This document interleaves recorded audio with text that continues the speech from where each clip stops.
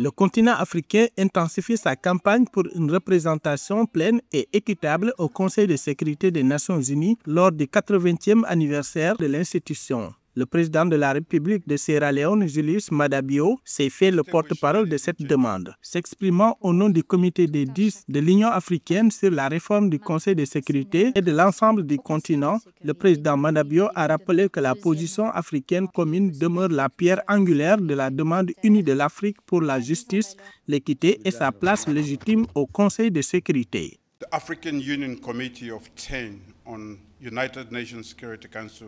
Aujourd'hui, le comité des 10 de l'Union africaine sur la réforme du Conseil de sécurité des Nations unies ainsi que l'ensemble du continent africain célèbre une étape importante. 20 ans depuis l'adoption du consensus des Unis et de la déclaration de Sète, notre position africaine commune demeure la pierre angulaire de la demande unie de l'Afrique pour la justice, l'équité et notre place légitime au Conseil de sécurité. Nous réclamons au moins 2 sièges permanents avec tous les droits et prérogatives des membres ainsi que de 2 sièges non permanents supplémentaires.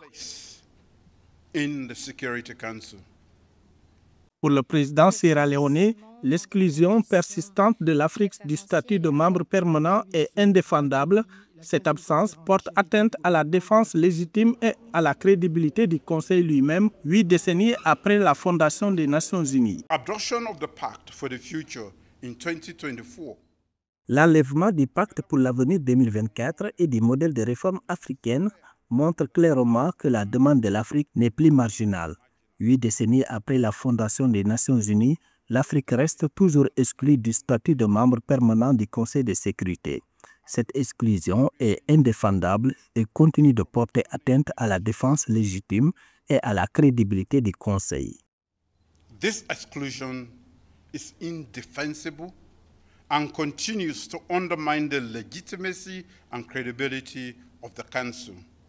Adressant un ultimatum diplomatique catégorique, selon le président Maada Bio, l'Afrique ne tolérera plus d'être marginalisée ou exclue du Conseil de sécurité de l'ONU. Notre message d'aujourd'hui est donc sans équivoque. Le temps est venu d'une représentation pleine et égale de l'Afrique.